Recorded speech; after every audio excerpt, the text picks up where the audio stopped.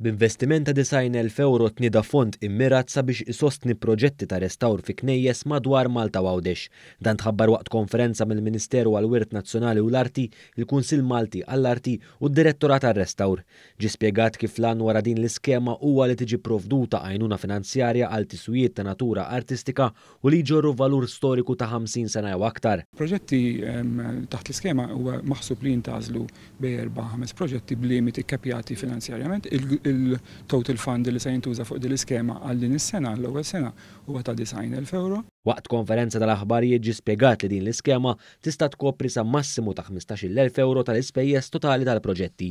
Iċ-ċermen tal-Kunsill Malti għall-Arti spjega wkoll l-għajnuna li ser tkun qed jagħti l-Kunsill Malti għall-Arti f'din il-kollaborazzjoni.